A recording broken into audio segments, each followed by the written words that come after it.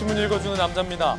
이재명 후보자의 이른바 무료 변론 수임 논란이 거셉니다. 여당 내에서 제기되는 의혹이고요. 잠시 후에 살펴보겠습니다. 그런가 하면 야권에서는 홍준표 후보의 약진이 상당히 무서운데 이 역선택이다. 민주당 지지자들이 대거 선택하고 있다는 분석도 나오고 있습니다. 룰 전쟁이 뜨겁습니다. 잠시 후 나눠보겠습니다. 오늘 조간신문 함께 하시죠. 먼저 동아일보입니다.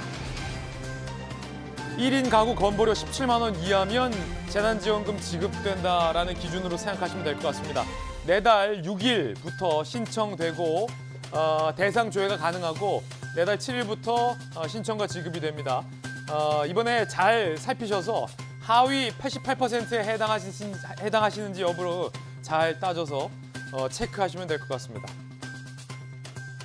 벌써 재난지원금이 5차 재난지원금입니다. 다음 신문입니다. 이번엔 경향신문입니다. 여야가 한밤까지 4차례 담판을 했지만 담판 짓지 못했습니다. 평행선 결국 본회의 못 열었는데 극한 대치, 길었던 하루. 언론중재법을 두고 야당에서는 언론재갈법이다라고 반발하면서 여야의 원내 지도부가 결국 의견을 좁히지 못했고 본회의를 열지 못했습니다. 관건은 민주당 지도부가 언제든지 본회의를 열어서 이거를 강행시킬 수 있는데 야당이 반대하고 있는 상황에서 과연 민주당 지도부가 끝까지 밀어붙일 것인가라는 게 관건입니다. 다음 신문입니다. 이번엔 한겨레 신문입니다. 집 수색하지 않고 자수 뒤에야 범죄를 조회했다. 법무부와 경찰의 이번 대응이 참 부실하다라는 내용이 나오고 있습니다. 전자발찌를 훼손하고 여성 2명을 살해한 살해범에게 영장이 신청됐습니다. 다음 신문입니다. 이번엔 중앙일보입니다. 초등학교 6학년에서 고등학교 2학년 학생들 임신부 4분기부터 백신 접종 대상자에 포함이 됩니다. 부스터샷도 계획을 정부가 세운 것으로 알려지고 있습니다. 자세한 접종 계획 아직 발표되지 않았고요. 다음 달에 발표될 것으로 보입니다. 12세에서 17세 사이의 어린 학생들은 아마도 화이자 백신을 맞을 것으로 예상됩니다. 지금까지 신문 읽어주는 남자였습니다. 자, 오늘 함께하신 최고의 전문가들 소개해드리겠습니다. 오늘 선거의 달인들 모셨습니다. 여론조사 전문가 배종찬 소장님 그리고 김재섭 전 국민의힘 비대위원 나오셨습니다. 부산 사나이 재선 의원, 민주당 전재수 의원과 청와대 출입기자 출신의 이재명 선임기자 나왔습니다. 어서 오세요. 반갑습니다.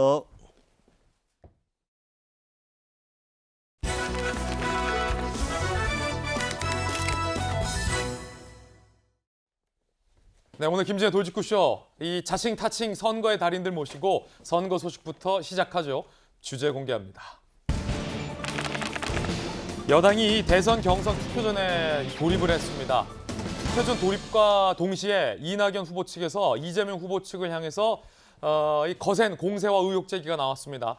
이재명 후보가 본인의 재판에서 소위 무료 변론을 받았다라는 의혹이 집중적으로 제기됐고요. 이 의혹은 송두환 청문회를 향하고 있습니다. 어제 청문회에서 어떤 이야기가 나왔는지 직접 들어보시죠.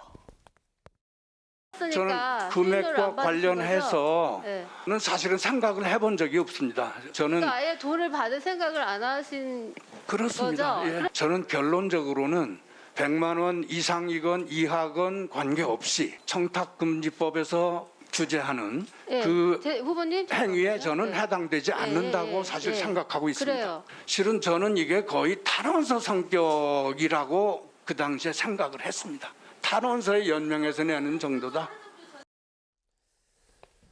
자, 결국에 이재명 후보가 말을 아끼고 있는 상황에서 변호인단 중 전관 변호인단 중에 한 명인 송두환 국가인권위원장이 변호사죠. 이재명 후보의 재판에서 무료 변론을 했다라고 밝힌 셈이 된 건데 이재명 기자. 자, 야당에선 이걸 두고 정치 사건에서 송두환 변호사가 100만 원 이하로 받아본 적이 없는 고액 변호사인데 왜 이재명 후보에게 무료 변론을 해줬느냐를 두고 어제 공세가 거셌죠. 그렇죠. 이제 송두환 국가인권위원장 후보자가 헌법재판관 출신이죠. 그렇다면 정관으로만 따지면 뭐 어느 변호사 못지않게 굉장히 많은 수임료를 받아야 정상적인 건데 과연 어제 그러니까 그 이재명 지사의 상고심, 그러니까 대법원 판결을 앞두고 상고 이후 보충서 등에 이제 본인이 서명을 해줬죠. 그것이 이제 변론 활동이냐 아니냐 이거 쟁점이었던 것 같습니다.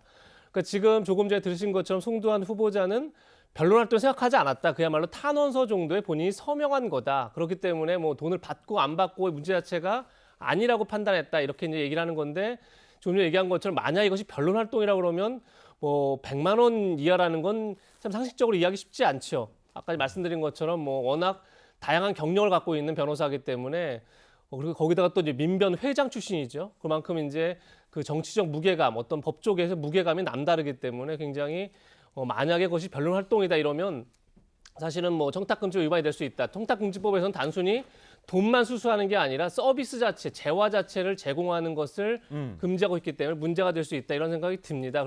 그래서 과연 이것이 이제 변론 활동이냐 아니냐 이것을 판단하는 게 굉장히 중요한 거고 사실 거기에 대해서는 이제 법조계 내에서도 좀 의견이 분분한 것 같습니다. 조금 전에 이제 질문했던 이수진 민주당 의원 같은 경우 판사 출신인데 오히려 이제 옹호하는 그런 입장을 냈었고 또 이제 국민의힘의 법조계 의원들은 상당히 이제 그것을 무료 변론이다. 굉장히 고액의 변론 활동을 했다 이렇게 주장하고 있기 때문에 그 판단은 조금 이제 또 법조계의 판단 혹은 또 이제 국민권익위원회 판단까지를 좀 봐야 되지 않을까 이런 생각이 기본적으로 듭니다. 이게 참 상당히 흥미로운 장면입니다.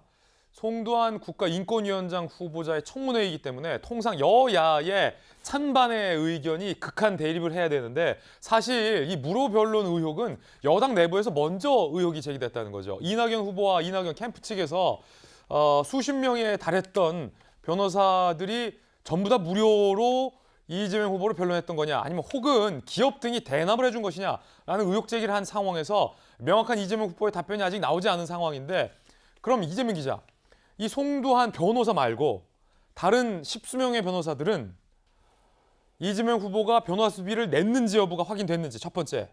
두 번째는 이낙연 후보 측에서 누군가가 제3자가 혹은 기업이 변호사비를 대납해 준 건 아니냐라는 의혹도 제기했잖아요. 그럼 대납 의혹은 어떻게 된 건지 이재명 후보 측에서 밝힌 게 있습니까 현재? 아직 명확하게 밝혀진 게 없는 거죠. 다른 변호사들도 말씀하신 것처럼 이제 상고 이후 보충서 등에 송두환 후보자뿐이 아니라 굉장히 많은 변호사들의 이름을 올렸죠. 그런데 과연 그 변호사들에게 다 현금을 다 그만큼의 그러니까 변론을 한 것에 대한 대가를 지급했느냐 여부가 아직까지 확정되고 밝혀지지 않은 상태이기 때문에 이 논란이 계속 확산되고 있는 거고 그렇기 때문에 아마 송두환 후보자를 시작으로 나머지 의혹들이 좀 밝혀지지 않나 싶은데 전 여기서 사실 먼저 좀 어떤 의혹 혹은 내지는 이제 송두환 후보자의 발언에서 약간 의문을 제기한 건 뭐냐면 이것이 변론이냐 아니냐는 사실은 조금 더 법적인 판단이 필요하죠. 근데 그걸 떠나서 송두환 후보자 이런 얘기를 합니다. 본인은 이재명 지사와 개인적으로 친분이 전혀 없다. 한 번도 만난 적이 없다고 얘기합니다. 그럼에도 불구하고 왜 변론소에 서명을 했냐고 물어보면 본인이 민변 회장 출신이고 또 이재명 지사가 민변 출신이죠. 그러니까 민변은 일종의 관행처럼 자신의 회원이 어떤 법적인 문제가 있을 때 회장 단위 이런 사람들이 참여해 주는 것이 하나의 관행처럼 되어 있다라는 얘기를 합니다. 그것이 이제 이재명 캠프의 박주민 의원도 그런 얘기를 하고 있고요. 근데 참 여기서 민변이라고 하는 것이 어쨌든 정의로운 사회를 만들자 뭐 이런 이제 의도에서 출범한 법조 단체 아니겠습니까? 그런데 그것이 어떤 법적으로 문제가 있느냐 없느냐 혹은 그것이 정의로우냐 아니냐의 문제를 떠나서 그냥 민변 출신이면 우리도 그냥 의례적으로 참여했다. 과연 이런 게 정당한 건가 이런 의문이 저는 굉장히 들었고 그런 점에서 지금 저 어제 청문회 자체가 국가인권위원장 후보로서 국가위원장으로서 적합하냐 그렇지 않느냐를 따지는 건데 과연 이것이 민변에 만약에 그런 관행이 있다면 그래서 그냥 내 편이면 변론을 해주고 그렇지 않으면 아닌 것 이런 것이 나름대로 그 내부의 문화라면 그런 분에게 국가 전체의 인권을 맡기는 게 적절하냐 이런 논란이 저는 갈 수 있다 이런 생각이 들었습니다. 자, 야당에서는 부적격 의견을 채택했습니다. 여당에서는 적격이다라고 밝혔습니다. 함께 보시죠. 이게 묘하게 송두환 청문 보고서와 관련해서 이분의 어떤 자질에 대한 검증 논란도 있겠습니다만 이재명 후보의 무료 변론 논란과 같이 맞물려서 투트랙으로 논란이에요. 자, 국민의힘에서는 이재명 후보자의 부정청탁금지법 위반 여지 있고 헌법재판관 퇴임 후 바로 사건 수임 정관 이후 문제가 있다. 민주당에서는 다양한 인권정책 현안 해결 가능한 자질과 능력을 갖췄다라고 다른 의견을 내고 있습니다. 자, 그 가운데 야당에서는 이재명 후보의 이 형수 욕설을 들어봤느냐라며 문제를 삼았습니다. 후보자님은 상대가 공직자이든 서민이든 가리지 않고 실제로 기여한 만큼만 받으신 양심적인 변호사로 보이신데 이재명 측에서는 50만 원이라도 준다고 했고 하니까 제 쪽에서 보면 이건 뭐 금액을 꺼내기 어려울 정도의 수임료 금액을 생각하기 어려운 종류였다고 생각을 하고요. 민변에서 열심히 공익적인 활동을 해오신 그런 뜻으로 같이 거기 참여하신 것 맞습니까? 그렇습니다. 네네. 간단한 가압류 사건 등 모든 사건이 100만 원이 다 넘습니다.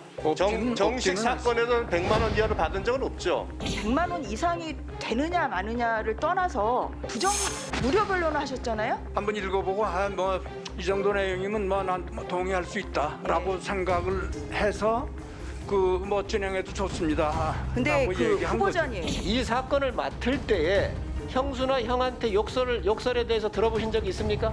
저 실은 들어본 적이 없습니다. 확인도 안 하고 어떻게 이분을 인권 변호사인데 인권 침해 당한 사람이 있는데도 불구하고 이 사건을 맡을 수 있습니까? 이중적 삶이 아니요, 아닙니까? 정말 귀를 씻어야 될 정도로 험악한 욕을 하고 한 사건이거든요. 자, 무료 변론 논란에 이어서 이재명 후보의 이제 형수 욕설 의혹까지 야당에서 문제 제기한 건데 김재섭 전 비대위원, 국가인권위원장 후보에게 이재명 후보의 소위 형수를 향한 욕설 야당에서 지금 제기했잖아요. 네네네. 어떤 내용인가요? 글쎄요, 뭐 저는 뭐 하도 내용이 흉악하다 그래가지고 끝까지는 다 못 들었는데 뭐 이 형수와 그다음에 이 이재명 지사 간에 뭐 어떤 집안의 분쟁이 좀 있었고 이에 대해서 뭐 서로 이제 욕설을 주고받는 뭐 그런 통화 내용이라고 하는데요. 뭐 성일종 의원님 말씀하신 대로 좀 뭐 내용이 아무래도 좀 그 거친 내용이 많다 보니까 여기에 대해서 과연 변호를 할 수 있는 내용인가 뭐 이런 부분들을 좀 지적을 해주신 것 같은데 아까 전에 그 이재명 기자님께서 말씀하신 대로 인권위원장이라고 해야 하는 자리는 사실 이제 우리 국가의 인권을 지키고 안위를 지키고 해야 되는 그런 자리인데 저렇게 한번 제대로 된 사실관계도 확인하지 않고 이름을 올려준다는 것이 과연 뭐 납득할 수 있는 일인가에 대해서는 저는 당연히 의문이 있습니다. 왜냐하면 지금 뭐 할 일이 별로 없어서 내가 수임료를 받을 만한 뭐 일도 아니었다라고 생각을 하지만 이 변호사의 관행이라고 하는 것이 사실 10분간 통화만 해도 사실 변호사 비용이 내지는 것이고요. 특히 이렇게 이유서를 다 읽어보고 이제 서명을 한다는 것 자체가 가지는 상징성이 있습니다.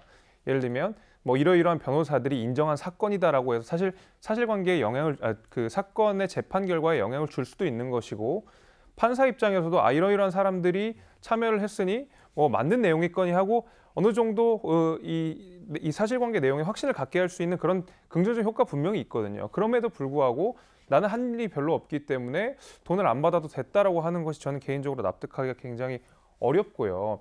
이 부분에 대해서는 이재명 후보께서 명백하게 밝혀주실 필요가 분명히 있다고 하는데 지금은 계속 이 사건에 대해서 함구하고 있는 상황 아니겠습니까? 제 생각에는 이 굉장히 섣부른 대응을 했다가는 사실 지금 여당 내 경선 과정에서도 이낙연 후보한테 아주 치열한 공방이 벌어질 가능성이 있고 나아가서 이것이 본선 그다음에 우리 야당 후보와 그 경쟁을 하는 관계에 있어서도 굉장히 치명적인 요소로 작용할 수 있는 사실 불법의 영역에 있는 사건이기 때문에 이 부분에 대해서는 이재명 지사가 굉장히 어려운 상황에 처해 있다고 생각이 되고 분명한 해명이 필요한 때가 아닌가라고 저는 생각을 합니다. 그렇군요. 지금 야당에서 전재수 의원님, 이재명 후보의 이제 형수 욕설 논란 그 내용도 들어보지 않고 어떻게 그분을 변호할 수 있느냐 이런 분이 인권위원장 자격이 있느냐라는 의혹 제기와 이재명 후보에게 결국 무료 변론 해준 거 아니냐 이거 문제 있는 거 아니냐라는 의혹 제기 두 가지였고 당장 여당 내에서 이낙연 후보가 이건 민주당 당 차원에서 의혹 검증을 해야 한다라고 나섰거든요. 자, 전재수 의원님 어떻게 보십니까? 일단은 송두환 국가인권위원장은 법조계에서 굉장히 존경받는 분이죠. 여야를 막론하고 아마 송두환 변호사 하면은 우리 사회에서 굉장히 이름이 있는 그런 변호사입니다. 그리고 민주화를 위한 변호사 모임, 이제 줄여서 민변이라고 하는데 민변은 그동안 이제 권위주의 정부 시절에 우리 현대사회 국명마다에 굉장히 이제 굵직굵직한 역할들을 해왔던 그런 이제 변호사 단체죠. 근데 이재명 지사가 이 민변의 회원입니다. 근데 이제 개인적인 사건을 제외하고 예를 들면 정치적 사건이라든지 공익 사건과 관련된 것이 자기 민변 회원이 이제 소가 진행이 된다면은 그때는 관행적으로 이제 한 30년 동안 동료 변호사들이 같이 이름을 올려주는, 말하자면 탄원서에 연대 서명하듯이 이제 해주는 그런 이제 관행들이 있어 왔다는 거죠. 근데 이제 상고 이유서에 사실 이름만 올리는 것 자체도 사실은 이제 변론 행위에 해당을 할 수가 있거든요. 다만 송두환 국가인권위원장이 법정에 가서 변론을 한 것이 아니고, 그다음에 상고 이유서에 한 문장이라도 썼다면 문제가 될 수 있겠지만 한 문장도 쓴 것이 아니고 상고 이유서 전체를 이제 다 쓴 것을 한번 읽어보고 여기에 이제 좀 연대 서명을 해달라 그러니까 이 정도면 문제 없겠다 해서 자신의 이름을 올려준 것이거든요. 그것이 이것 자체는 무료 변론이다 라고 주장하는 것도 좀 문제가 있지만 변론은 맞습니다. 맞는데 어떻든 이게 사건 수임과 사건을 맡기는 사람들 사이에 개인적인 계약 관계에서 이것이 진행이 되는 것이기 때문에 일단 계약서는 안 쓴 것이죠. 그다음에 스스로 송두환 인권위원장 자체가 스스로 이제 이 수임료를 논하기에 참 이게 좀 너무 사소한 거다라고 이제 하기 때문에 이제 계약서를 작성을 안 한 것 같아요. 그런 측면에서 좀 이해를 할 수 있는 측면이 있다 이렇게 생각을 하고, 성일종 의원이 이제 형수욕설 말씀하시는데 저 사건은 2018년도 경기도지사 선거를 앞두고서 선거법 위반에 대한 사건입니다. 그러니까 형수욕설 이거는 이제 개인적인 문제죠. 그러니까 이제 선거법이기 때문에 송두환 국가인권위원장은 이제 공익 사건으로 분류를 한 것이고, 거기에 탄원서 이름 올리듯이 그런 차원에서 이제 했다. 그런 측면에서 볼 때는 물론 이제 청탁금지법을 따져는 봐야 되겠지만 크게 이게 뭐 이렇게까지 논란이 될 만한 그런 소재인가, 저는 이제 그렇게 생각을 합니다. 예, 자, 이재명 후보자가 어제 한 방송사 인터뷰에서 다른 변호사들에게 변호사비를 지급을 했다라고 어제 밝힌 대목이 있습니다. 잠시 후에 이야기 한번 나눠보겠고요. 야당에서는 이런 의혹을 통틀어서 이재명 후보에 대한 강한 비판을 내놨습니다. 김기현 원내대표입니다. 명백한 불법입니다. 형사처벌 대상이기도 합니다. 대통령커녕 도의사 자격도 없습니다. 우리 국민은 조국 사태를 겪으면서 공직자의 내로남불, 표리부동에 완전히 질렸습니다. 떳떳하다면 직을 걸고서 국민적 의혹에 답변해야 할 것입니다. 만약 그렇게 하지 못한다면 조국 아바타라는 비난을 면하지 못할 것입니다. 자, 이 같은 의혹에 대해서 이재명 후보자에게 기자들의 많은 질문이 있었는데 수행을 하고 있는 김남국 의원이 그 질문을 막아서는 모습도 보였습니다. 함께 보시죠. 무료 변론 의혹 관련해가지고 이것도 지금 당에서 크게 공세가 저희가 정책 오늘 있잖아요. 기자님 감사합니다. 무료 변론 저쪽 경쟁 후보 쪽에서 굉장히 이명박 그 대통령 얘기까지 꺼내고 지금 있는데 이거 좀 어떻게 대응하시고 오늘 인사청문회가 있어서요. 그 인사청문회 가는 내용이나 저희가 논평을 받으시면 될 것 같아요. 저희가 정책 기자회견 때 현안 말을 하면 그래서 가시면 됩니다. 너무 어처구니가 없는 공세라는 그런 아니요, 그런 말씀하신 적이 없고요. 아니요, 그 일부러 그렇게 받아내지 마시고요. 자, 이재명 기자, 김남국 의원이 굉장히 적극적으로 정중하면서 굉장히 적극적으로 기자들의 질문을 다 차단하는데 저거 너무 과한 거 아닙니까? 기자들이 질문하는 역할인데 김남국 의원이 왜 무슨 권한으로 이렇게 질문을 차단합니까? 후보가 질문을 하고 안 하고 선택하면 되지.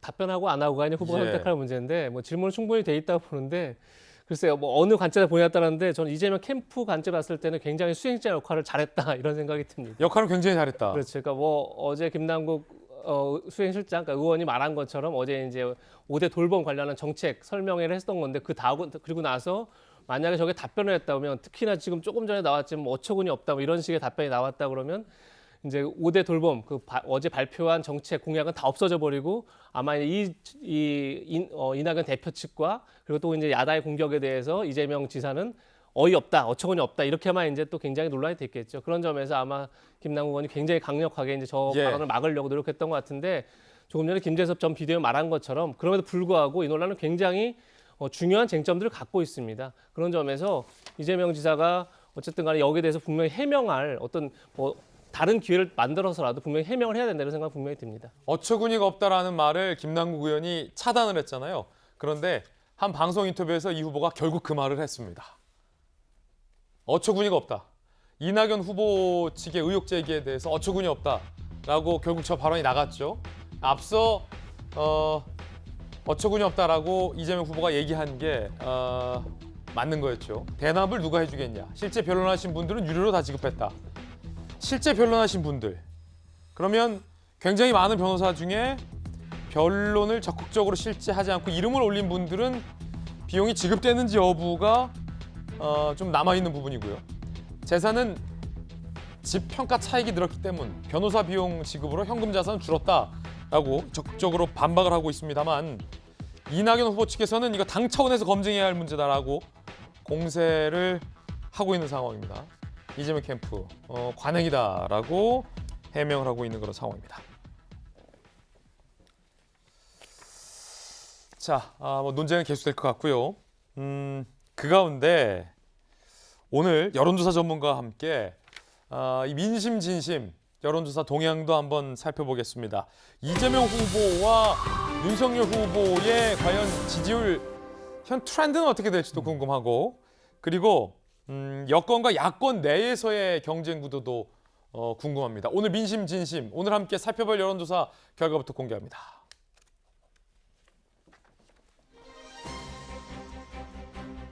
자, 치열합니다. 이재명 후보와 윤석열 후보가 오차 범위 내에서 굉장히 치열합니다. 접전, 초접전, 엎치락, 뒤치락. 배종찬 소장님, 뒤치락 해주셔서 감사하고 네. 이게 뭐 사실은 통계적으로 오차 범위 내이기 때문에 굉장히 지금 박빙세다 이어지고 있다라는 건데 7월 셋째 주, 8월 셋째 주, 8월 넷째 주 자, 한 달 뭐 2달 간격으로 굉장히 지금 뭐 백중지세입니다. 이거 어떻게 된 겁니까? 어떻게 해석해야 됩니까? 그러니까 7월 셋째 주 제일 왼쪽에 있는 그래프를 지금 보고 계실 텐데. 자, 이거 보면서 좀 얘기할게요. 그때만 하더라도 이낙연 후보가 예비 경선 직후에 지지율이 급상승해서 이거 여권에서는 2강 그리고 전체적으로는 3강 구도로 가는 거 아니냐. 제일 왼쪽 상황에서. 그러니까요. 그런데 지금 6주가 지난 상황에서 가장 최근에는 다시 양강 구도입니다. 가장 오른쪽 그래프를 보라 이거죠. 그러니까요. 이게 왜 그러냐. 이재명 후보도 악재가 많아요. 끊임없이 악재가 쏟아지고 있고 윤석열 후보는 요즘 잠잠한데 그래도 불과 얼마 전까지만 하더라도 1일 1구설 이렇게 이 논란이 많았던 것이 이제 또 윤석열 후보인데 그럼에도 불구하고 다시 양강 구도로 왜 돌아가느냐. 역시 본선 경쟁력입니다. 이 더불어민주당 지지층 그리고 국민의힘 지지층 진보 보수 양쪽에서 누가 이길 거냐. 누가 최종 후보가 되고 누가 대통령이 되겠느냐. 본선 경쟁력 이 5글자가 중요하기 때문에 아무리 네거티브 공방이 되고 공격을 받는다 하더라도 흔들리지 않는다. 약간의 흔들림이 6주 전까지는 있었거든요. 예. 5주 전까지만 해서도 살짝 보였거든요. 예. 그런데 가장 최근 지금은 양강구도로 다시 재편되는 돌아가는 결과로 나타나고 있는 모습입니다. 자, 요 지지율 우리 PD님 다시 한번 좀 띄워줘 보실래요? 보면서 좀 한번 추가 질문 드리겠습니다. 그러면 유권자들이 생각할 때는 배종찬 소장님 가장 최근 여론조사 결과 가장 오른쪽에 있는 거 보면 이번 대선은 이재명 대 윤석열, 윤석열 대 이재명으로 될 가능성이 가장 높다는 말씀이신 거잖아요. 지금은 그렇게 보는 거예요. 현재는 그렇게. 현재는 네. 그러면 보세요. 저 29.1 대 27.4는 통계적으로 누가 이긴다 진다 의미가 없어요. 그럼 우리가 트렌드를 봐야 된다라고 여론조사에서 돌직구 시청자들은 다 알고 있잖아요. 네. 자, 8월 셋째 주에서 8월 넷째 주 이 한 주간 무슨 변화가 있었길래 윤석열 후보는 29.8에서 27.4로 약간 미세 조정 하향이 되고 이재명 후보는 26.8에서 29.1로 약간 미세 조정 상승이 된 겁니까? 네, 결국은 본선 경쟁력이에요. 오늘은 정말 이 본선 경쟁력 5글자만 기억을 하시면 되는데 너무 하나로 저기 계속 가시는 거 아니에요? 그러니까 밀 때는 하나를 밀어야 돼요.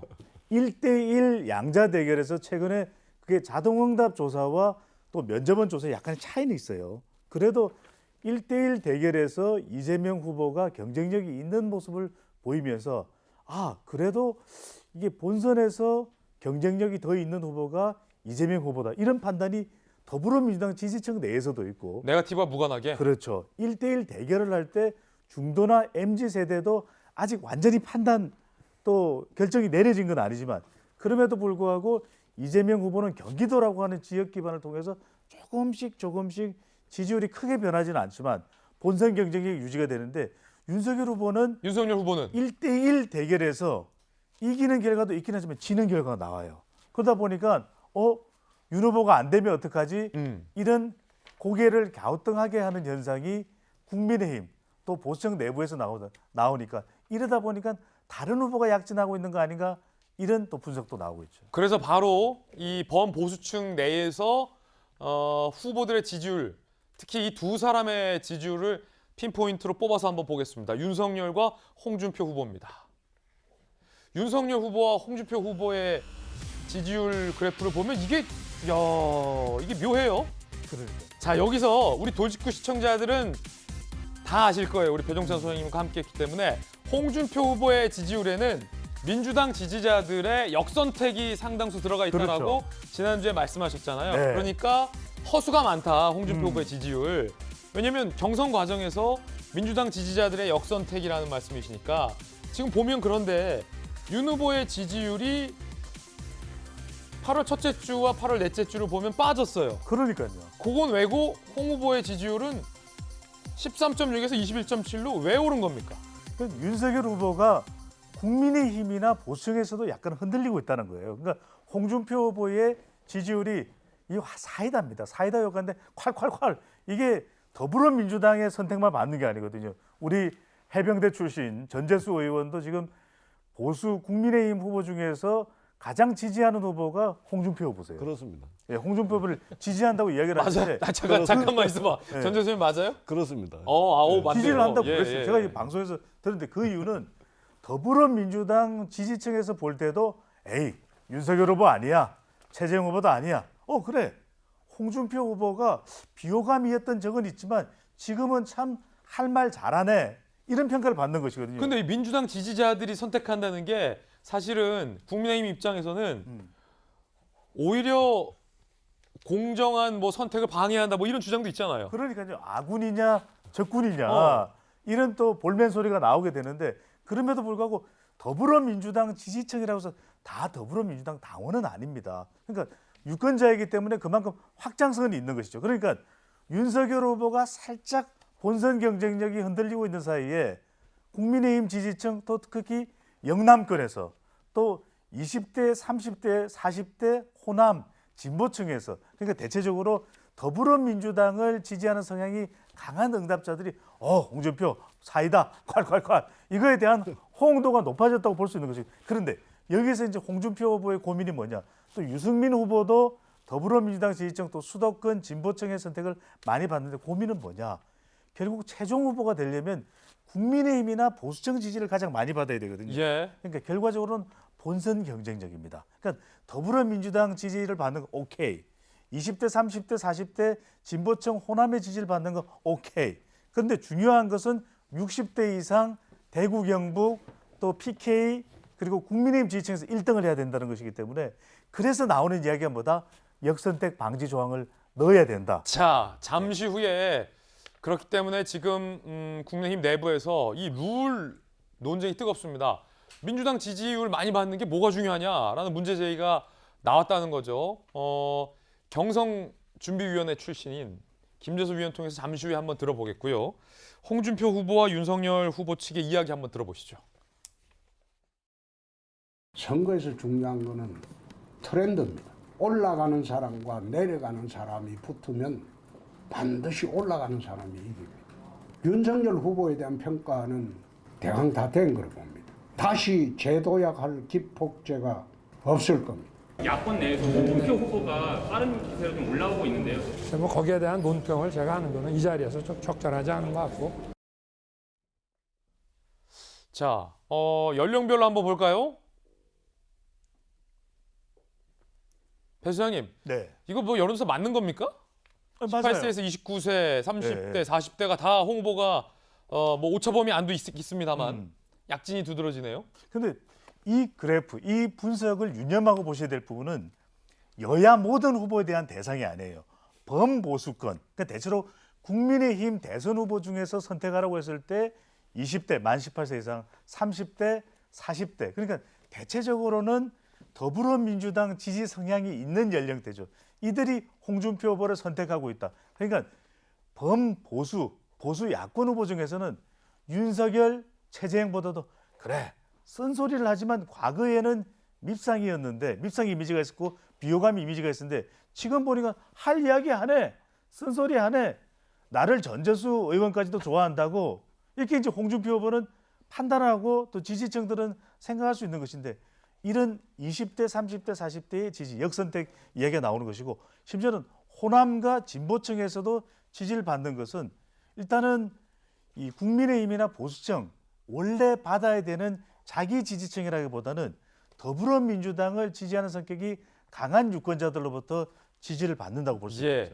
배영찬 소장님, 우리 홍준표 후보 캠프 측이랑 아무 상관없으신 거죠? 아무 상관이 없습니다. 어떤 캠프랑도 연관 없는 거죠? 저 홍카콜라 회원 아닙니다. 알겠습니다. 오해하신 분들이 있을까 봐. 자, 배영찬 소장과 민심짐심 풀어봤습니다. 이번에는 저희가 준비한 두 번째 이슈로 이게 자연스럽게 이어집니다. 그렇기 때문에 이 야권 진영에서는 지금 이 역선택이 진짜 본선 경쟁력까지 방해하는 거 아니냐라는 논란이 뜨겁게 일고 있습니다. 어제 후보들의 행보도 뜨거웠습니다. 후보들의 행보 살펴보시죠.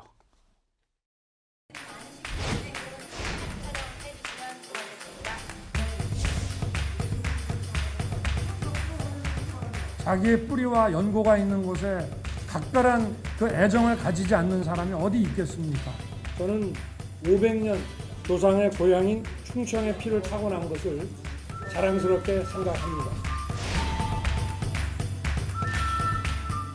제주도를 한국의 라스베이거스로 세계적인 컨벤션 센터의 중심 도시로 되었으면 좋겠다. 남은 시간을 관광하고 즐길 수 있는 시설들이 완비되었으면 좋겠다. 제가 4년 전에 비해서는 이번에 대통령 될 가능성이 훨씬 높아졌기 때문에 제가 창업에 대해서 더 확실한 공약을 준비해서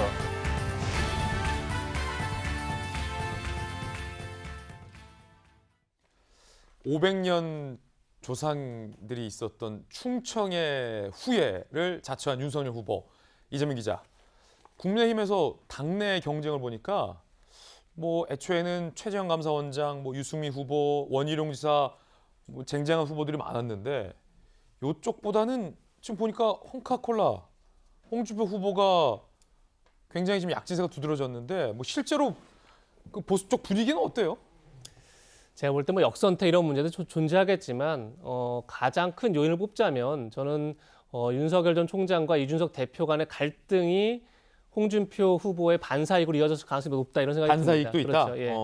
그러니까 윤석열 전 총장하고 이준석 대표가 굉장히 격렬하게 충돌을 해왔죠. 그러면서 이준석 대표가 나름대로 팬덤을 구성했던 2030 젊은 남성 세대들이 오히려 윤 전 총장에게 다소 부정적 여론이 많이 만들어졌고 그것이 홍준표 후보가 이준석 대표를 굉장히 옹호하고 나섰죠. 그러니까 다시 얘기해서 뭐 나이가 어려도 당의 어른은 당 대표다. 뭐 이런 식으로 굉장히 이준석 대표를 강하게 그러니까 옹호하고 지원 사격하면서 이준석 대표에게 가 있던 2030 젊은 남성들의 표심 중에 일부가 굉장히 홍준표 대표에 많이 움직였다. 그것이 제가 조금 전에 나타났던 범보수에서 2030 젊은 세대들이 홍준표 후보를 더 지지하는 그런 결과로 이어진 게 있다 이렇게 생각이 들고 그렇군요. 무엇보다 늘 그렇지만 뭐 지금도 안철수 대표가 아직도 가능성이 있다 이렇게 많은 사람들이 전망하는 이유 중에 하나가 어쨌든 간에 실제 선거에서 20, 30%의 지지를 얻는다는 건 사실 쉬운 일은 아닙니다. 그게 누구든 간에. 근데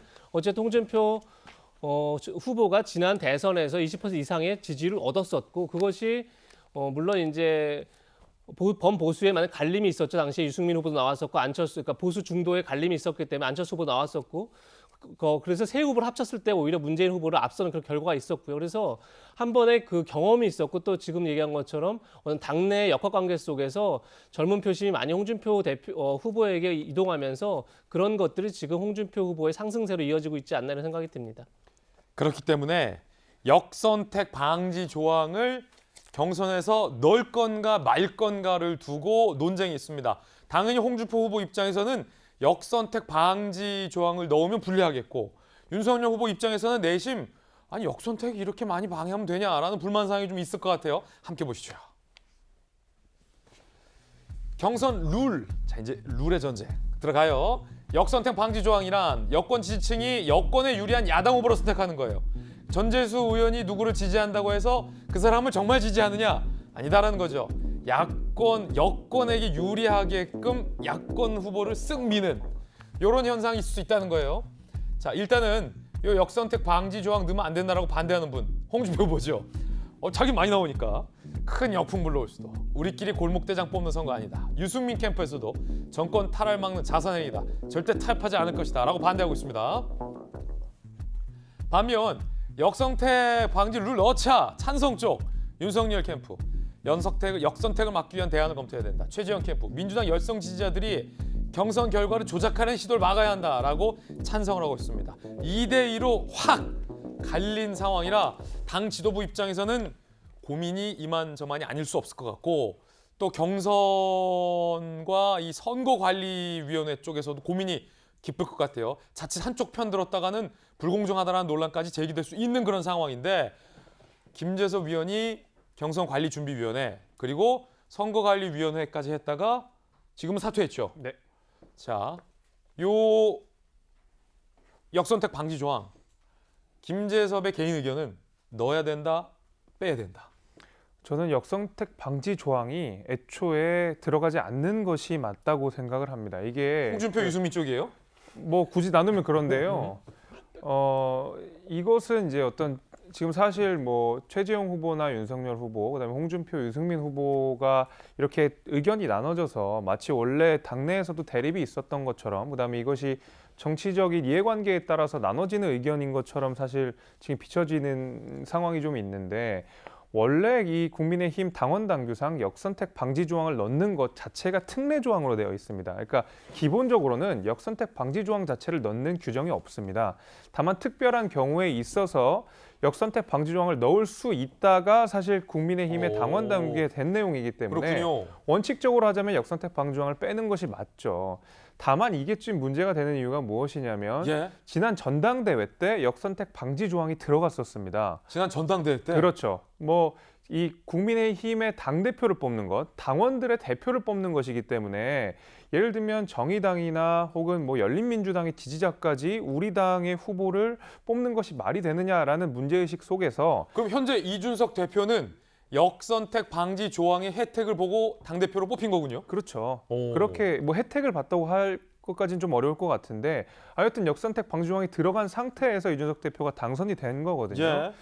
그리고 이 역선택 방지 조항이 아까 말씀드렸다시피 공직선거에 한해서는 원래 역선택 방지 조항이 넣지 않는 것이 기본 룰이기 때문에 사실 이번에 역선택 방지 조항을 뺀다는 것 자체가 좀 어떻게 보면 이례적인 일일 수가 있고요. 그런 의미에서 경선준비위는 이런 후보들의 의견을 전혀 들은 내용이 아니라 원래 원칙대로 가자라고 했기 때문에 경선준비위에서는 역선택 방지 조항을 넣지 않는 방식으로 해서 선관위에 기본 안을 전달했던 것이고 지난 우리가 4.7 재보궐선거에 있었을 때도 역선택 방지 조항이 애초에 없었습니다.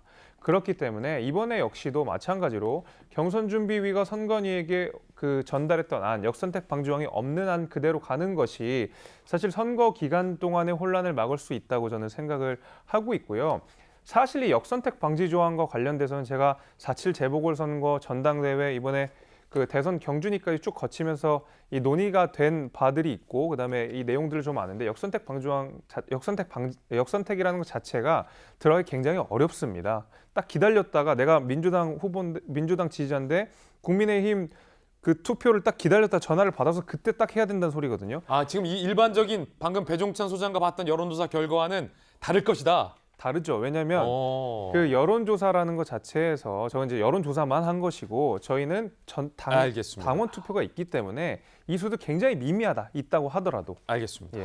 자, 그렇다면 이 최재형, 윤석열 이 두 후보도 사실 이런 부분을 모를 바는 아닌데 이 역선택에 대한 우려를 이 두 캠프에서 하고 있는 그런 상황인데 검사 출신의 변호사 모셨습니다.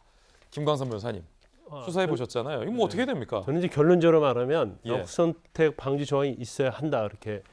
있어야 한다. 저는 있어야 한다. 김재섭 의원과는 또 다른 의견. 이제 그 이유가 사실 경선 자체는 본선에 경쟁력 있는 후보를 뽑는 거거든요. 그러면 본선의 경쟁력 후보 자체는 그러면 결과적으로 본선에 갔을 때 지금 더불어민주당의 좀 굉장히 강성 지지자들, 적극 지지자들이 만약에 이 경선의 과정에 있어서 역선택을 하게 되면 결과적으로 본선에서 가장 경쟁력 없는 후보에게 여론조사에서 찬성표를 던질 거 아니에요? 또 그렇게 되면 그러니까 우리가 이제 생각할 때는 그럴 것 같아요. 지금 우리 김재수 의원이 얘기한 것처럼 아니 뭐 그게 기다렸다가 뭐 여론조사에 응하겠어 그런데 여론조사는 무작위로 오는 거예요. 근데 제가 더불어민주당에 예를 들어서 이재명 지사를 지지해요. 예. 그런데 저한테 전화가 왔어요.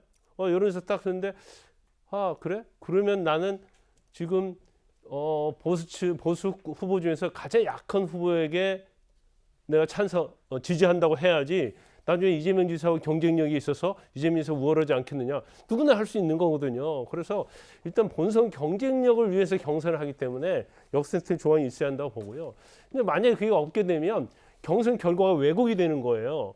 그러면 왜곡이 되면 결과적으로 뭐 정권에 있어서 경쟁력 얻게 된 후보를 본선에 내보내게 되는 그런 이상한 현상이 올 수 있다고 하고 그다음에 제가 홍준표 대표랄지 홍준표 후보랄지 유승민 후보가 중도 확장성 얘기를 하잖아요.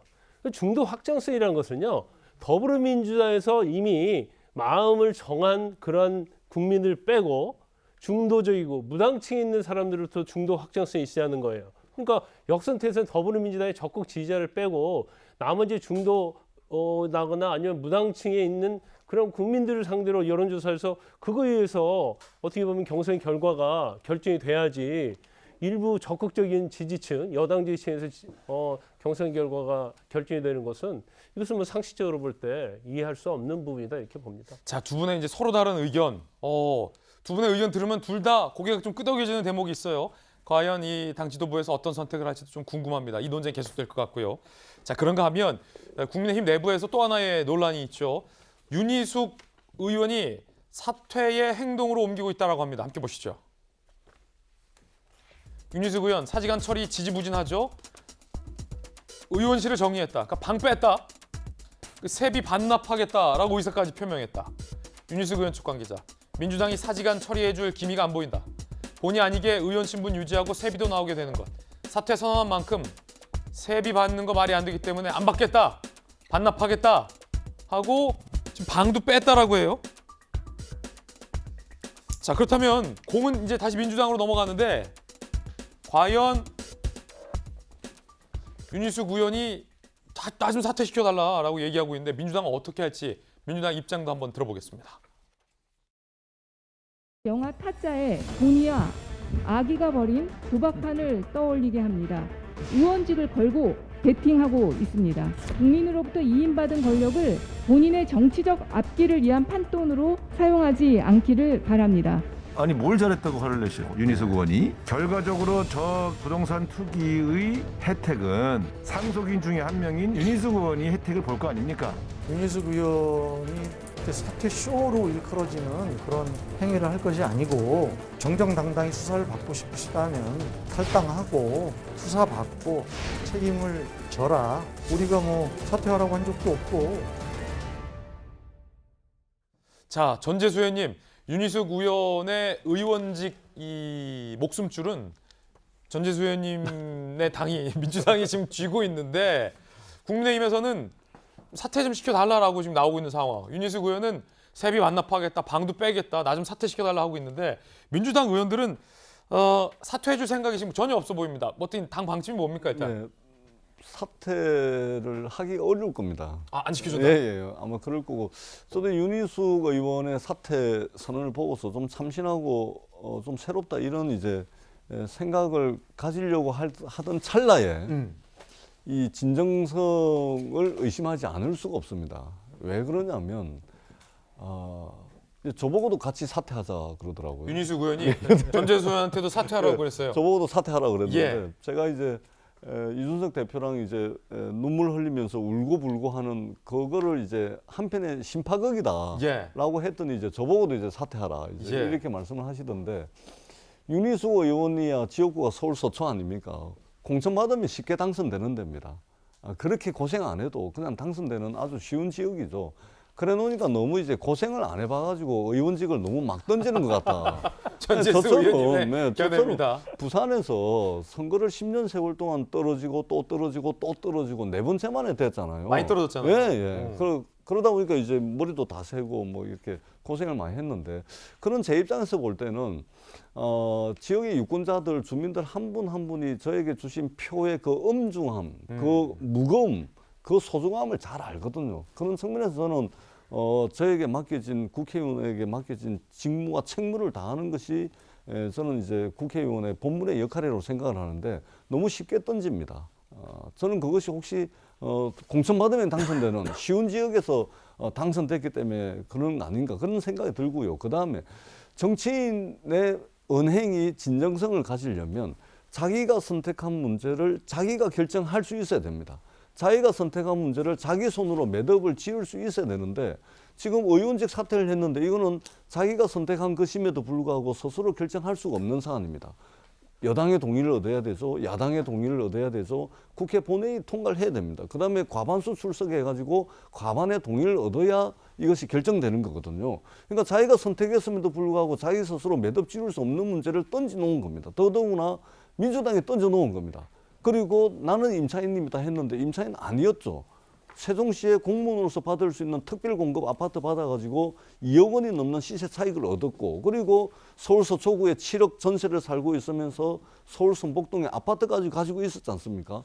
그리고 그 81살 되는 부친께서 세방살이 세종시에 했다 그랬는데 세방살이 안 한 것이 이미 드러났지 않습니까? 그리고 널금하게 농사 짓기 위한 소망으로 그 땅을 매입했다고 그랬는데 그것도 거짓말로 드러났지 않습니까? 윤희숙 의원 부친께서 건물을 사기 위해서 세종시 갔다가 땅을 샀는데 그 땅 앞에 산단도 들어서고 뒤에 전철도 들어서고 그래서 욕심이 나더라 했던 거 아닙니까? 그러니까 이미 부친께서는 농지법을 위반했고 주민등록법을 위반했고 그다음에 시세 10억 이상의 시세 차익을 얻었기 때문에 사실은 부동산 투기를 볼 수가 있는 것이죠. 그런데 얼마나 이렇게 뭐가 그렇게 떳떳한지 이걸 민주당에다가 사퇴를 처리해달라, 사퇴서를 이렇게 이야기를 하는 겁니다.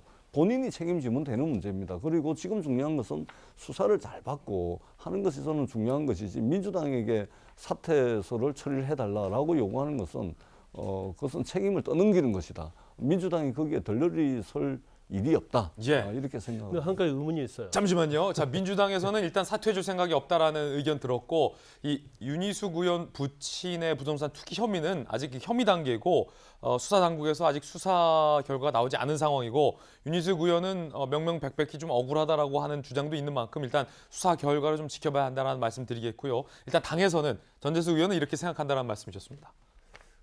우리 이제 전재수 의원 말씀을 들어보니까 윤희숙 의원이 부패 덩어리예요. 그러니까 아버님뿐만 아니라 윤희숙 의원 자체도 거짓말을 엄청 많이 하고, 그러면 민주당에서 사퇴 의사 받아줘서 결국 통과시켜주면 되잖아요. 근데 지금 민주당에서 전력을 투구해서 윤희숙 의원에도 공격 많이 하고 있잖아요. 그런데 이렇게 상정해서 사퇴 의견을 하는데 미적미적하는지 그분을 이해할 수가 없어요. 왜냐하면 민주당 의원들도 안 나갔거든.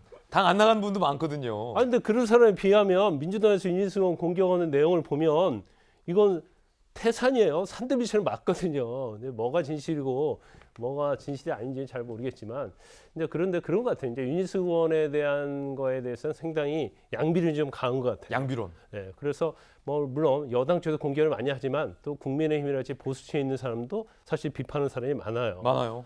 그렇지만 제가 생각할 때는 윤희숙 의원이 의외로 굉장히 강한 것 같아요.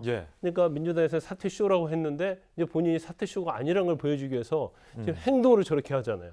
그러면 그게 쇼가 됐든 쇼가 되지 않았든 간에 저 부분은 일종의 이제까지 우리가 많은 공직자들, 뭐 최근에도 그렇죠.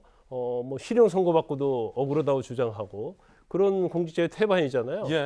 그런 거에 비추어 보면 적어도 어느 정도는 좀 비교할 수 있는, 거기에 점수를 줄 수 있는 부분도 있다 이렇게 봅니다. 그래서 이제 본인이 뭐 방도 빼고 세비도 반납한다고 했어요. 그런데 정말 쇼가 아니라고 한다면 계속적으로 본인이 앞으로도 이런 형태로 계속 밀고 나간다고 하면 그건 제가 볼 때는 어느 정도 진정성이 있을 것 같아요. 물론 네. 이제 수사를 받아서 결과가 어떤 결과가 나올지 모르겠지만 물론 이제 수사 결과가 유니스 의원이 아버지가 땅을 사는데 개입을 하고 KDI의 개발 정보 자체를 제공했다고 한다면 유니스 의원의 사퇴는 당연한 거예요.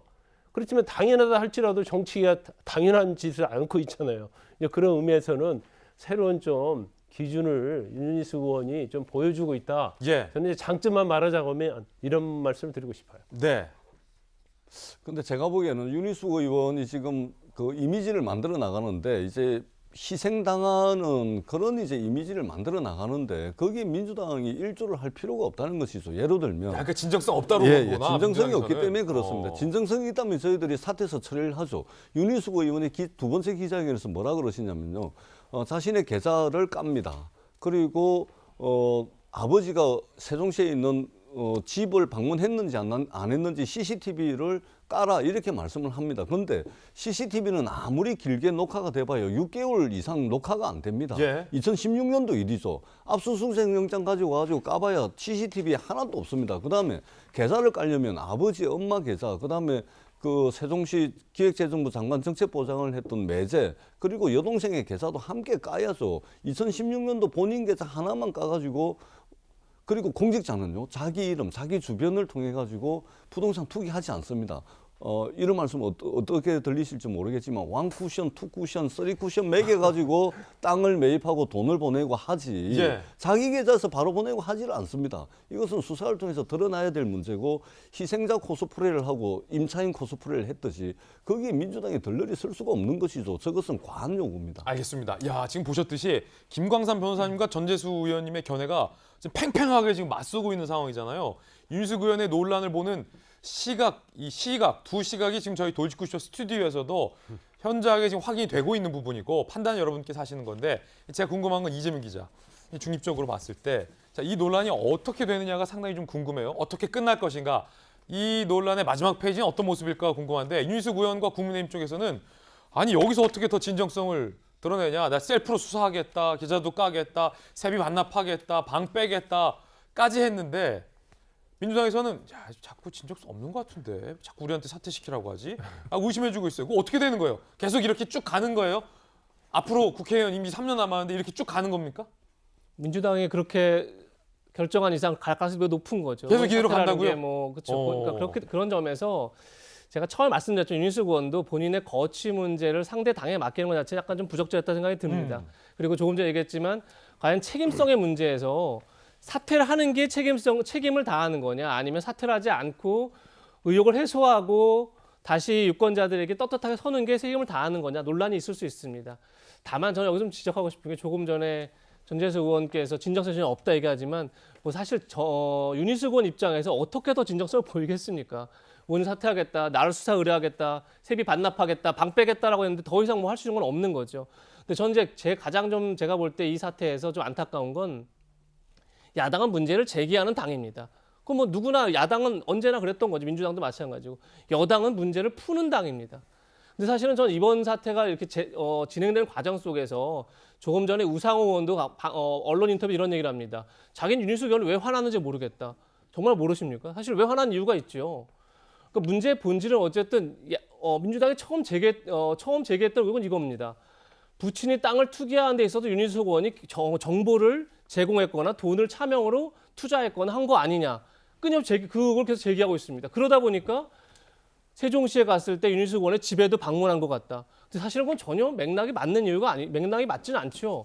집에 방문했다고 해서 거기에서 무슨 정보를 제공했고 차명 투자를 했고. 그러니까 계속 문제는 뭐냐면 윤희숙 의원이 기자회견 때도 얘기했지만 지금 뭐 페르가모류의 의혹을 계속 제기하고 있느냐. 늘 문제의 본질을 자꾸 엉뚱한 데 끌고 가고 있는 게 이 사태의 본질인 거죠. 어떻게 보면요. 그러니까 예전에 오세훈 시장 때도 마찬가지로 오세훈 시장이 시장이라는 직을 이용해서 처가 땅을 개발을 했느냐. 그런데 그게 아니라 엉뚱한 방향으로 갔듯이 이번에도 윤희숙 의원이 본인의 어떤 직을 이용해서 개발 정보를 빼돌려서 투기를 했느냐라는 의혹을 제기하다가 갑자기 전혀 엉뚱한 방향으로 문제를 다 끌고 가니까 윤 의원이 결국은 이제 뭐 그럼 내가 무혐의면 다 사퇴하자라고 나온 건데 결국은 저는 여당의 문제를 풀어가는 방식 자체가 굉장히 정쟁적이다라는 생각이 기본적으로 들고 그런 점에서 사실은 민주당이 어쨌든 사퇴서를 처리할 수 없는 가장 큰 이유 중에 하나가 만약에 윤희숙 의원이 사퇴서를 처리하고 나면 나중에 민주당 의원들이 지금 12명 중에 3명은 무혐의 받았지만 9명은 수사 중이죠. 거기서 만약에라도 조금이라도 혐의가 나오면 다 사퇴해야 되는 거죠. 이제 그런 처지에 가기 때문에 사실 민주당 선택이 쉽지 않지만 이 문제를 풀어가는 방식이 계속 너의 진정성이 의심된다. 그건 다 어떻게 보면 쇼다라고 계속 몰고 가면 그럴수록 점점 정쟁은 커져가는 거죠. 그래서 민주당 이 문제를 어떻게 풀어갈지에 대해서 좀 고민을 좀 더 해봤으면 좋겠다는 생각이 듭니다.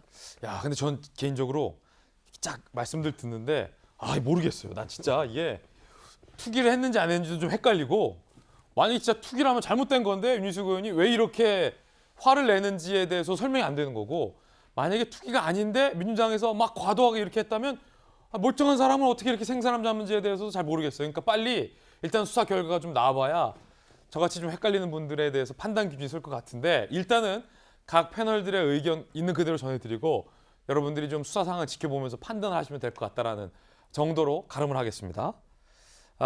마무리 잘하지 않습니까? 이번엔 저희가 준비한 다음 소식입니다. 뜨거운 소식 2가지 모아봤습니다. 함께 보시죠. 하투 전자발찌 끊고 여성 2명 살해한 범인 말만 믿고 법무부 직원들이 철수한 사실이 뒤늦게 알려졌습니다. 북한이 영변 원자로를 재가동하고 있다라는 정황이 포착됐는데 이거 정부가 알고 있었다라는 의혹도 제기됩니다. 자, 하나하나씩 살펴보죠. 범인 말만 믿고 법무부 직원들이 철수를 했다. 여러분은 어떻게 생각하십니까? 무슨 얘기인지 자세히 살펴보겠습니다. 지난 27일 0시 14분경 야간 외출 제한 명령을 어기고 20분간 무단 외출한 강 씨. 그런데 무단 외출했을 당시에 2-3시간 전 자택에서 40대 여성을 이미 살해한 상태다. 당시 법무부 직원들이 주거지 이탈 경보를 받고 출동을 했었어요. 그러니까 이 직원들이 출동했을 때는 그 집에 살해된 여성의 시신이 있었다라는 거죠. 그런데 이 강 씨의 말만 믿고 직원들이 그냥 돌아갑니다. 배 아파서 회 먹고 복통 나서 약 사러 편의점 다녔다. 요 말만 믿고 법무부 직원들이 그렇군요. 따로 조사 받으세요.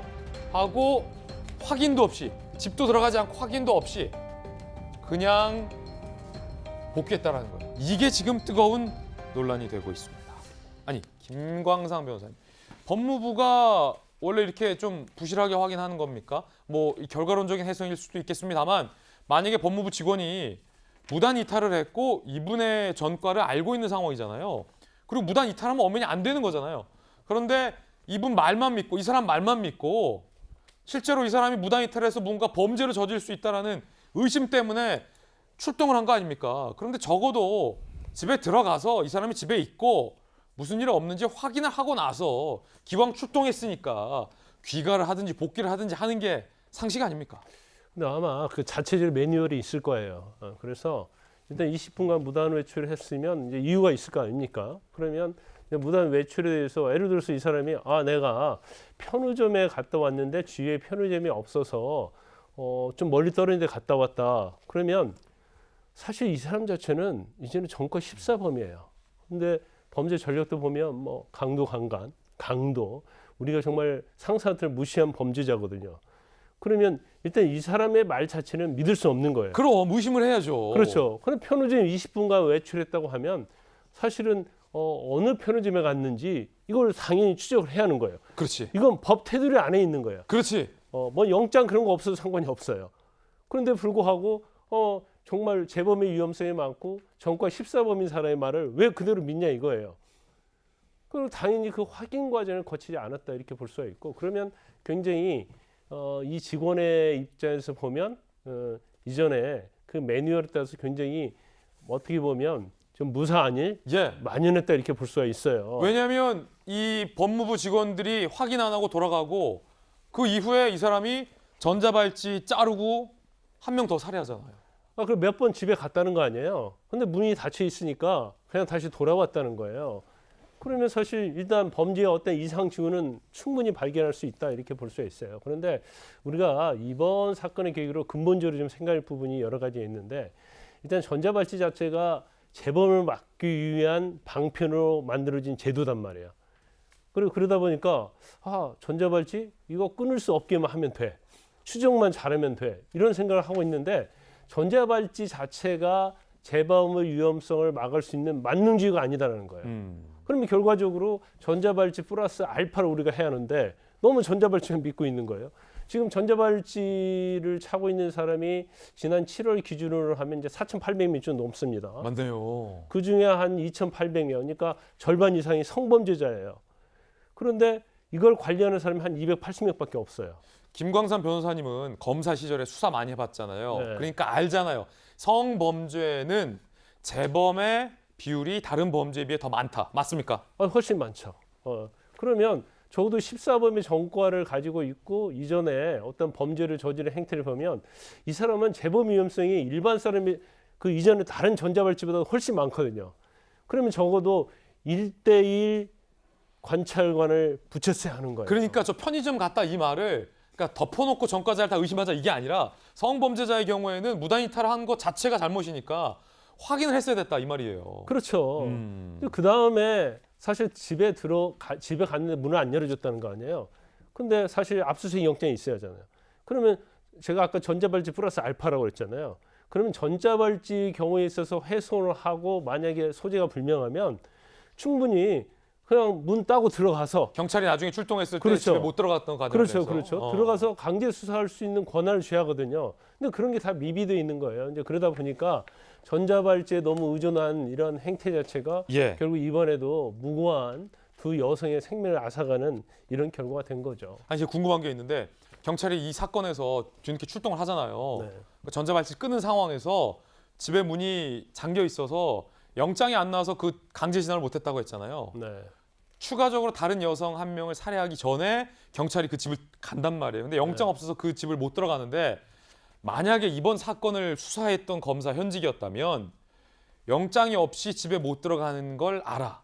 그런데 뭔가 수상해. 그래서 이 집을 문을 따고 들어가면 그 안에서 한 명의 여성 시신을 발견하잖아요.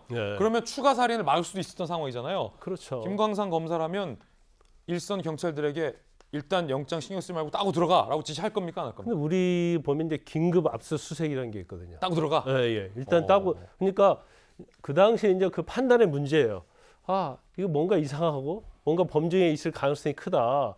그리고 더군다나 이걸 훼손하고 사라졌잖아요. 그러면 일단 문을 부셔야죠. 따고 들어가야 된다. 그렇죠.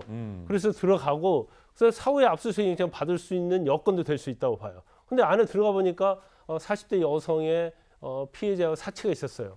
그럼 이건 분명히 압수수색영 사후에 받을 수 있는 요건이 될 수 있거든요. 그러니까요. 그럼에도 불구하고 이렇게 따고 들어가서 나중에 내가 법적으로 문제가 되면 나의 승진이랄지 나의 직책을 보존하는데 문제가 있지 않을까 그렇게 다 생각한 거예요. 근데 그러다 보니까 몇 번을 찾아가고도 사실 집안에 못 들어갔고 그로 말미암아서 또 무고한 50대 여성이 사실은 목숨이 정말 앗아가게 된 거죠.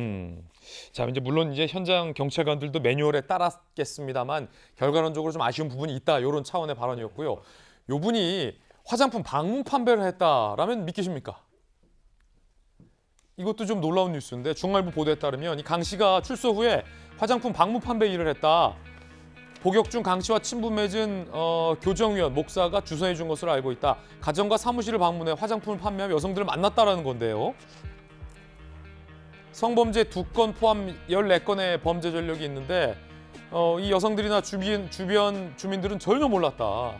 그런데 2008년 이전 범행으로 신상 공개 대상자에 해당하지 않았다. 자, 김재섭 전 위원님. 전과자들도 물론 생계를 유지해야겠습니다만 외출 제한도 있는 분이고 야간에 화장품 방문 판매를 했다는 건 좀 그렇지 않습니까? 어떻게 생각합니까? 저는 이 사건 보면서 막 분노가 치밀더라고요. 사실 이제 뭐 저 화장품 방문 판매 젊은 사람들은 잘 이용하지는 않지만 지금 그 여기에 이제 사망하신 분들도 이제 40대 50대라고 되어 있는데 뭐 직접적인 관련은 없겠지만은 대개 이제 연세 드신 분들 50대 이상 그 여성분들께서 방문 판매로 화장품들을 많이 구매하시거든요. 저희 어머니도 방문 판매하시는 그분들한테 화장품을 사서 이용을 하시니까. 그리고 저 방문 판매하시는 분이랑 또 친해요, 보면. 그런 언니하고. 대부분 굉장히 가깝게 지내는데 이게 남일이 아니라고 생각이 되니까 만약에 저 사람이 저희 어머니 집에서 뭐 화장품을 팔았다? 저는 일단 납득이 잘 안 됩니다. 정서적으로도 일단 논리적으로도 납득이 잘 안 되는 부분이고 가정 판매라고 하는 것이 실제로 그 방에 들어가서 차 한 잔 나누면서 뭐 2명, 3명 이렇게 3, 4, 5 모여서 때로는 1대1로 이렇게 이루어지는 거 아니겠습니까? 그런 면에 있어서 이 정도로 이 관리 감독을 소홀할 수 있는가 법무부가 여기에 대한 저는 굉장히 그 큰 문제의식을 느끼고요. 지금 이 어떤 보도 하나를 보면은 저 범죄자가 다시는 죄 짓지 않겠다고 참회 글을 4년 전에 썼는데도 불구하고 출소한 지 3달 만에 범행을 저질렀다는 거 아닙니까? 당시 그 참회 글을 보면 용서를 구하지 못해서 용서를 구하고 정말 뭐 참혹한 심정으로 용서를 구한다 이런 말들을 절절히 썼음에도 불구하고 불과 출소한 지 3달 만에 저런 잔혹한 범죄를 저지른 거거든요. 그러네요. 용서할 수 없는 일이고 무엇보다도 법무부의 관리 감독 소홀을 지적하지 않을 수가 없을 것 같습니다. 이거에 대해서는 아주 이 엄중한 이 태도를 지니고 문제를 해결해 나가야 된다라고 생각을 합니다. 박범계 법무부 장관이 사과했습니다. 들어보겠습니다. 전자감독 대상자가 끔찍한 범행을 저지른 점에 대해서 국민 여러분께 송구한 마음을 표합니다.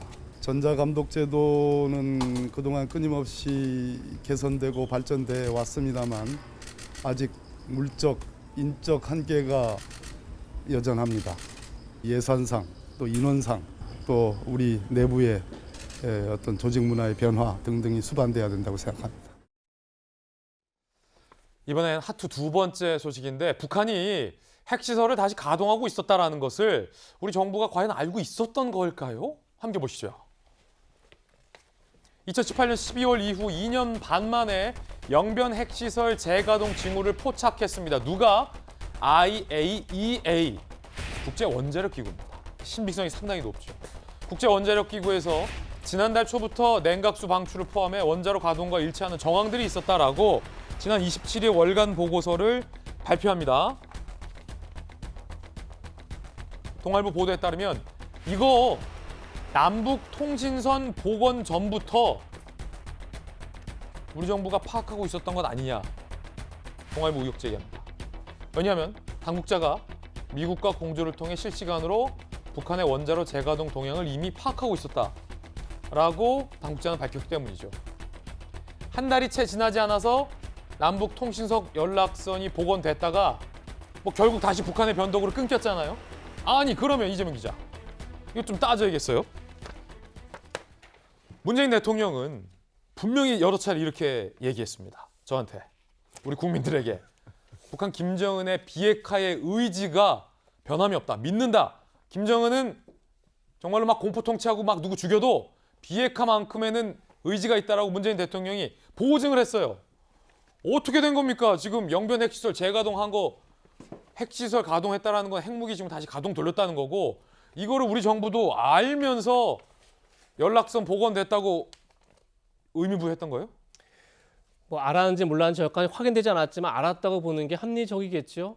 그러니까 지금 이게 알려진 것 같지만 IAEA 보고서인데 사실은 뭐 IAEA 보고서인데 사실은 뭐 미국이나 우리나라 같은 경우는 이미 뭐 군사 장비를 통해서 충분히 알 수 있는 그런 상황이겠죠. 특히나 영변이라면 가장 핵심적으로 감시하는 시설이기 때문에 지난달 초부터 가동했다 그러면 한미가 몰랐다라고 이해하기 참 쉽지 않을 텐데, 결국 그러고 나서 이제 지난달 초부터 만약 가동됐다라고 가정했을 때 지난달 27일 날 이제 통신선이 처음 복원됐었죠. 그때 청와대는 굉장히 반겼죠. 반기면서 다시 한미 평화 프로세스, 그러니까 북한과의 그 한반도 평화 프로세스가 다시 재가동될 수 있는 것으로 그렇게 이제 홍보를 했는데, 영변 핵시설을 가동하는 상황에서 통신선 복원이라고 그러면 사실은 그것을 과연 다시 북한의 비핵화 의지로 보기에는 참 맞지 않는 거죠. 사실은 그런 점에서 만약에 우리 정부가 선택적으로 유리한 정보만을 국민들에게 제공해서 그것으로 국민 여론을 호도하려 했다? 만약 그렇다면 굉장히 큰 문제인 거죠. 특히나 이제 문재인 정부의 임기가 얼마 남지 않은 상황에서 과연 이제 유리한 정국을 만들기 위해서 그렇게 정보를 불리한 정보를 일부러 숨겼다 그러면 그건 큰 문제이기 때문에 그런 점에 있어서는 문재인 정부 차원에서 해명이 예. 필요하지 않나 싶습니다. 자, 물론 이제 정부의 입장도 이해되는 대목이 있습니다. 이 영변 냉각수 방출이 과연 핵 개발 프로세스라고 단정할 수 있는가와 관련돼서 IAEA의 명확한 설명이 아직 없었다는 것, 그리고 통신선은 통신선대로 나름의 의미가 부여될 수 있다는 점, 그리고 문재인 대통령과 김정은이 직접 1대1로 만났을 때에 김정은이 문재인 대통령에게 무언가를 이야기하고 약속했던 걸 우리 국민들은 지금 모르기 때문에 문재인 대통령이 계속 김정은의 비핵화 의지에 대해서 이야기를 하고 있다는 점은 이해가 되는데, 자, 그럼 이렇게 묻겠습니다. 우리들이 보기에는 김정은 비핵화 의지 없거든요. 영변 시설 재가동하는 거 보면 또 저럴 거 우리 국민들은 예측하고 과거에도 북한은 그래왔거든요. 그럼 문재인 대통령이 도대체 뭘 근거로 김정은의 비핵화 의지가 자꾸 있다고 판단하시는 겁니까? 일단 한반도 평화 프로세스의 핵심은 한반도에서 핵을 없애는 겁니다. 예. 핵이라는 것은 사실은 이제 보통 하나 잘못 눌러버리면 모든 생명체를 절멸시킬 수 있는 재앙적 무기죠. 그럼요. 그런 측면에서 한반도에서 핵무기를 없애겠다는 것이 이제 핵심인데, 근데 지금 이제 미국 정부가 이제 바이든 정부로 바뀌고 하면서 북한은 그동안 이 핵을 실제 가지려고 하는 의도가 있었는지 없었는지와 별 상관없이 협상의 지렛대로 삼아온 겁니다. 특히 이제 바이든 미국 행정부가 출범하면서 새롭게 이제 협상을 미국도 준비를 하고 있고 북한도 준비를 하고 있고 우리도 준비를 하고 있는데, 그 협상의 지렛대로 쓰기 위해서 저러한 움직임을 보였을 가능성이 있습니다. 근데 한국이든 미국이든 서로 이제 지금 지구 바깥에서 인공위성을 쏘게 되면 지금 이 볼펜 한 자루 크기도 식별이 다 가능합니다. 예. 차량의 남바까지 지금 식별이 가능할 정도로 북한을 촘촘하게 감시를 하고 있거든요. 그렇군요. 그런 측면에서 이미 한미 사이에 정보 자산을 공유를 해가지고 이미 파악을 하고 있었을 가능성이 굉장히 많고, 그렇군. 그럼에도 불구하고 예. 그것을 이제 협상의 지렛대로 쓰기 위해서 그런 흉내만 낸 것인지, 아니면 정말로 핵을 생산하기 위해서 그러한 것을 가동을 한 것인지, 그것에 대해서는 아마 언론 보도만 가지고는 우리가 그걸 전적으로 다 믿기는 어렵다. 그렇군요. 이런 이제 생각이 들고, 다만 비핵화는 이미 그 남북 사이에 예. 이미 이제 한반도 비핵화 선언이라든지 이런 등등을 통해 가지고 한반도에서 핵은 있어서는 안 된다, 이런 선언들이 여러 차례 있어 왔고 앞으로도 한반도 평화 프로세스의 가장 핵심적인 내용입니다. 예. 그런 측면에서 한반도에 핵은 있어서는 안 된다, 이것을 우리 정부가 계속해서 가지고 가고 있고, 추후에도 이러한 기조는 계속해서 이어질 것이다. 다만 대통령께서 이걸 가지고 거짓말을 했냐 안 했냐, 이것은 단적으로 판단하기는 어렵습니다. 왜냐하면 이것은 고도의 이제 정치적 계산이라든지 여러 가지 한미 사이의 공조라든지 이런 것들이 예. 다 관여가 되어 있기 때문에 그것을 고지고대로 이제 해석하는 것은 조금 이제 오해를 불러일으킬 수 있다, 이런 생각을 합니다. 알겠습니다. 그러니까 사실 이것만으로 북한이 다시 핵 개발을 한다라고 단정짓기에는 여러 가지 따져볼 것이 있고 민감한 내용을 우리가 지금 다 파악하고 있다는 건데, 전재수 의원님, 그런데도 불구하고 저는 개인적으로 지금 김정일 때부터 핵 개발을 해왔고 핵 실험을 계속 해왔잖아요. 근데 갑자기 김정은이 문재인 대통령 만나서 우리 핵을 포기하겠다라고 한 걸 저는 기자적 관점으로 못 믿겠어요. 그러니까 이거는 기본적으로 전 의원님 믿으세요? 저도 믿지 않습니다. 김정은 안 믿죠? 예, 그러는데 기본적으로 뭐냐면은 북한이 가장 우려하는 것은 자기네 체제가 이제 전복당하는 것을 가장 걱정하는 거거든요. 예. 북한이 원하는 것은 뭐냐면 자기네 체제를 보장받는 겁니다. 그러한 차원에서 하나의 수단으로 이제 핵무기를 가지려고 하는 것이고, 그리고 이 핵무기를 통해서 협상에서 우위를 점하기 위한 하나의 지렛대거든요. 그러니까 북한 입장에서는 뭐냐면 자기네 체제만 보장이 된다면 우리 체제를 뒤집어 엎겠다라는 이런 것만 없으면 핵을 포기할 수도 있는 겁니다. 그러니까 막무가내로 핵을 가지는 것이 아니고 예를 들면 협상의 지렛대로 생각을 하는 것이죠. 그래서 지금 이제 북한과 우리 사이에는 지금 정전협정 중이지 않습니까? 예. 이것을 빨리 평화협정으로 전환하고, 그리고 평화협정에서 한 단계 더 나아가면은 상호 불가침 조약을 맺을 수가 있겠죠. 상호 불가침 조약 맺고 그다음에 북미 사이에 수교를 해버리면 북한이 볼 때 우리 체제를 전복하려고 하는 의심을 거둘 수가 있겠죠. 그래서 이런 단계를 거쳐가지고 결국은 북미 사이에 말하자면 이제 정상국가로서 수교를 맺어버리는 그러면 이제 한반도에 평화가 올 것이다. 저는 그렇게 생각을 합니다. 예, 이게 이제 전통적으로 민주당 일각에서 그렇습니다. 제기했던 어떤 통일론이고 이에 대한 이제 반대의 이제 주장과 학설도 좀 있다라는 것 함께 말씀드릴게요. 그러니까 북한은 사실은 테러에 준하는 테러 국가다라고 보는 시각으로서 이 북한한테 정상적으로 인정해주면 안 된다라는 시선도 존재한다. 판단은 여러분께서 하시면 될 것 같습니다. 이번엔 저희가 준비한 다음 이슈 공개하겠습니다. 언론중재법 이거 어떻게 될까요? 요즘 정체 현안이 너무 많습니다. 일단은 어젯밤까지 민주당 지도부가 본회의를 열어서 후루룩 통과시키지 못했습니다. 야당이 워낙 지금 반대를 하고 있는 그런 입장이기 때문인데 어제 밤 늦게까지 여야 원내대표 간의 합의점을 찾지 못했습니다. 그 장면 함께 보시죠.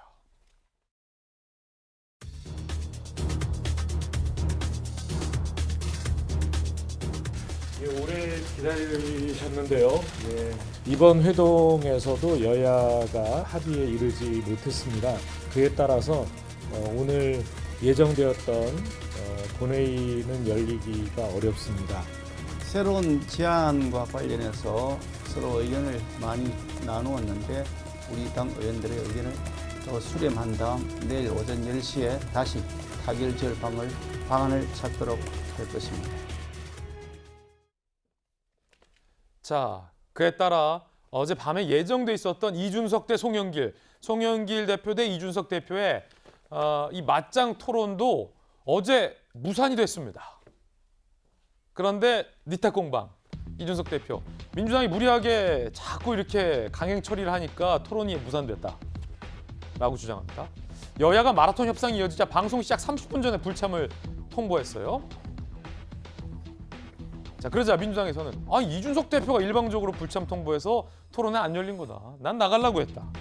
국민의힘 측 토론 시간 임박 시점까지 여야 원내대표 회담이 진행돼 토론 참여가 불가하다라고 공방을 벌이고 있습니다. 여기서 이제 피해자는 이제 그걸 준비했던 방송사 30분 전에 이게 무산이 되니까 굉장히 난감했을 상황일 것 같은데 김재섭 전 비대위원님, 뭐 어떻게 된 거예요?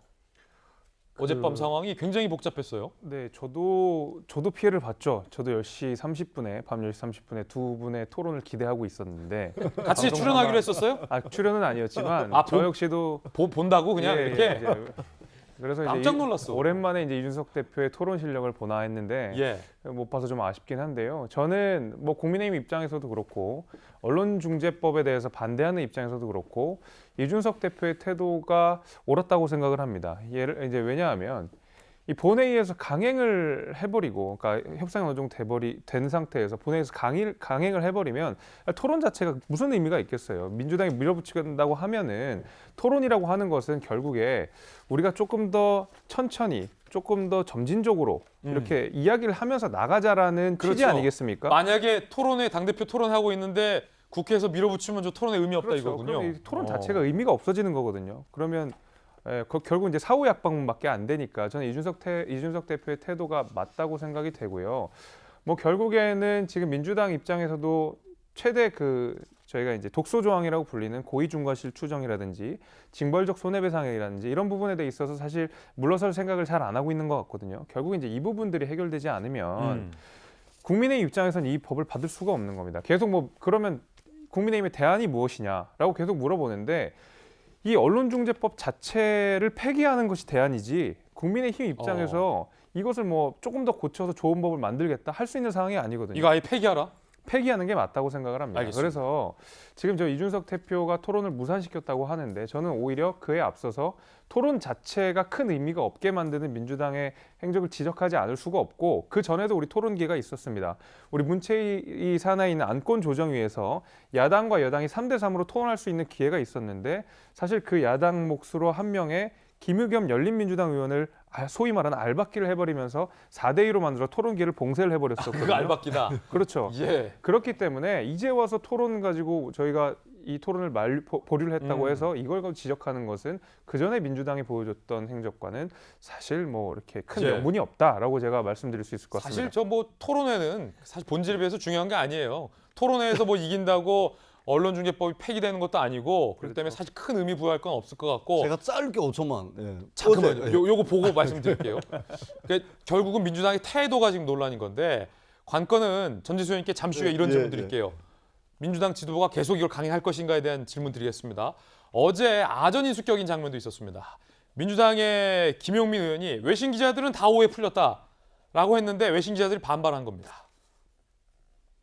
27일 언론중재법에 관한 외신 기자 간담회가 열렸고 준비도 안 됐었다라는 지적이 있었고 김용민 의원이 외신 기자들에게 충분히 설명했더니 기자들이 설명해서 고맙고 오해가 풀렸다라고 답변해줬다라고 해석을 한 거예요. 근데 이게 아전인수다라는 반발이 나왔습니다. 외신 기자 클럽 회장이 고맙고 뭐 오해 풀렸다라고 그런 발언들이 없었다. 김용민 의원이 어느 기자들하고 얘기했는지 모르겠다라고 저가 아전인수다라는 지적도 나왔고 여당 원로들도 지난 4월을 잊지 말라. 그러니까 재보궐선거 참패를 잊지 말라는 쓴소리가 나왔습니다. 김원기, 문희상, 유인태, 임채정 뭐 굵직한 민주당의 대선배들이 송영길 대표와 사담을 가졌습니다. 쥐잡다 독 깬다. 속옷 치려다 소 죽는다. 문희상 전 의장의 이 독특한 비유법. 쥐잡다 독 깨 유인태 사무총장. 4월 7일 밤 기억하라. 또 질래? 이거죠. 대통령 선거 때도 이러다 진다라고 쓴소리를 했습니다. 전재수 의원님, 자, 이런데도 그냥 강행해요? 강행하지 않을 겁니다. 그래요? 예. 그러니까 뭐 독단적으로 막 이렇게 막 그냥 막 탱크 지나가듯이 막 이렇게 탱크 지나가듯이 그런 일은 없을 거다라는 말씀을 제가 확실하게 드리고 어제 이제 협상이 4차례가 있었거든요. 국회의장 주재 협상이 있었고 여야 원내대표 협상이 있었는데 사실 어제 5시 30분 국회의장 주재 협상이 있었는데 양당 지도부에서는 5시 30분 그 시점에는 이미 어제 국회 본회의에 언론중재법을 상정하지 않는다고 양당 지도부는 이미 다 알고 있었습니다. 그것을 전제로 이제 새로운 안을 놓고서 그 안을 가지고 어떻게 할 건가 협상이 되고 있기 때문에 어제 강행한다는 것은 있을 수가 없는 일이었거든요. 다 알고 있었습니다. 그렇기 때문에 어제 이준석 대표가 이제 방송 토론을 무산시킨 것은 이미 다 알고 있었음에도 불구하고 그렇게 무산시킨 것은 굉장히 좀 방송사에 대한 이제 자세와 태도 또 국민들에 대한 자세와 태도상으로는 좀 저희들 입장에서는 좀 이해하기 어려운 결정이다. 이 말씀을 드리고 그다음에 지금 민주당을 향해서 쏟아지는 언론중재법 관련 여러 가지 이제 문제 제기들이 있는데 저희들이 잘 듣고 있습니다.